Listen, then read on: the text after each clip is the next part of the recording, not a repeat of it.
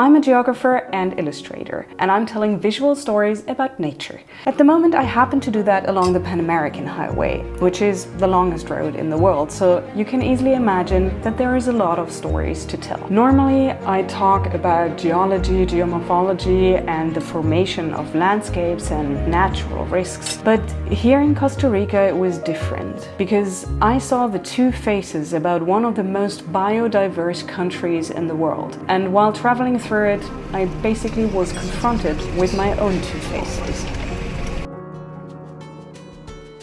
While I'm usually on my own, this time it's different.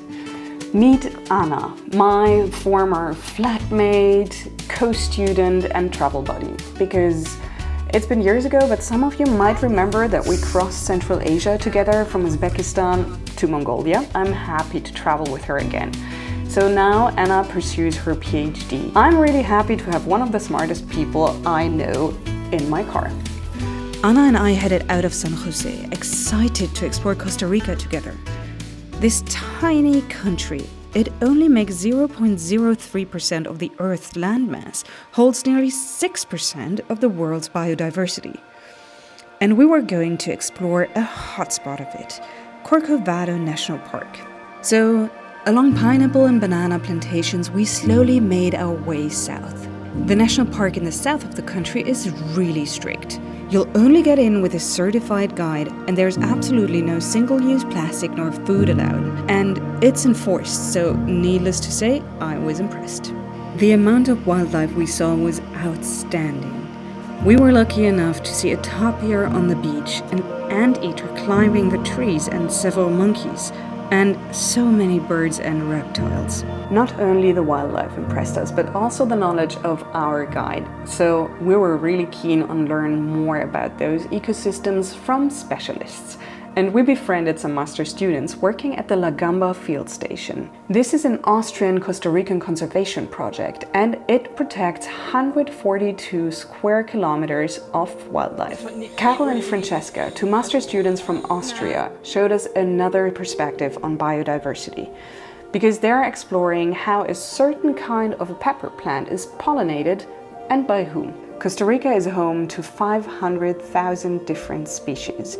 And insects make up 60% of these. So they're substantial for the ecosystem. But as we were admiring the work from the little ones, another world was on the other side of the fence. Okay, we could now go straight to the part where I'm ranting about how bad monocultures like palm oil plantation, banana plantations, or pineapple plantations are for ecosystems. But fact is that 70,000 hectares in Costa Rica are dedicated to it. Wildlife and plant diversity obviously intensely suffers from deforestation, soil degradation, heavy pesticides use, and this turns buzzing ecosystems in ecological deserts. Costa Rica is historically based on agriculture. For pineapples, it even has more than 50% of the world's share of the market, and 13% of Costa Ricans are working in agriculture. And while this duality between wildlife protection and agriculture was still leaving me wonder about the two faces of Costa Rica, I got into a situation where I was confronted with those two faces within myself as well. A couple of days earlier, we met some Costa Rican Land Cruiser enthusiasts and were invited to an off-roading and camping weekend.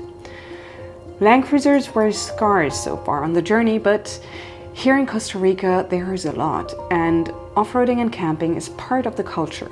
So our plan was clear. Driving off-road, crossing 22 rivers, and camp there, enjoy barbecue and enjoy nature. And I can only tell you, it was thrilling.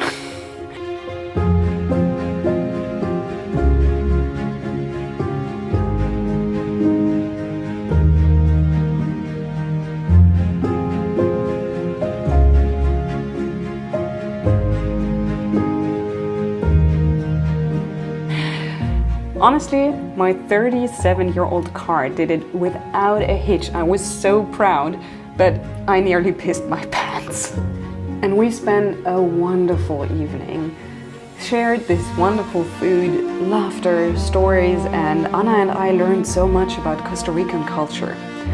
And the next morning, we woke up to a buzzing surrounding of nature. It was just beautiful. But wait, off-roading and spending a beautiful time in nature? How cynical. Because off-roading is not exactly known to be an ecological friendly activity. So we discussed it. And I was lucky that the group was actually open to a discussion. And they taught me that there are some rules when you go off-road with a car. So you carefully check for leaks beforehand, you tread lightly, you go as slow as possible, and you stay in the tracks. And obviously you only go where it's legal. So that's the catch, apparently. We go to national parks, but then we consume goods from like a monocultural plantation. We want to spend time in nature, but then, I'm off-roading there. The whole thing is contradicting. And apart from this one sentence, just don't do it, I don't really find a solution. But apart from this radical sentence, just don't do it, there is not a real solution that comes to my mind. And this radical approach makes a lot of people defensive, so they don't want to talk about the environment at all, or even neglecting any changes to it. So I think I just want to acknowledge these contradictions now and slowly learn more and more about them and adapt my choices, because they are clearly not perfect. But a couple of days later, we found a little resolution over a cup of coffee. We visited Augustin, a wildlife photographer and coffee farmer. And Augustin explained us so much about his tiny ecosystem out there, how the coffee benefits from the shade of avocado trees and banana plants, how you can use oregano as a fungicide, and how ginger is nestled in between his plants. It showed me that we can balance things, but we need to talk about it more, and we need to take time and learn more to be able to do it. So let's do that. Costa Rica came up with laws that bind monocultures to conservation efforts since the 1990s, and I have to do the same. As traveling is naturally taking from my environment, I'll integrate policies to lessen my impact. Promoting the environment and enhancing understanding for it is one of them. So, if you enjoy a mix of travel, science, and nature stories that go deeper than sunsets and experiences of wild freedom, stick around and consider subscribing.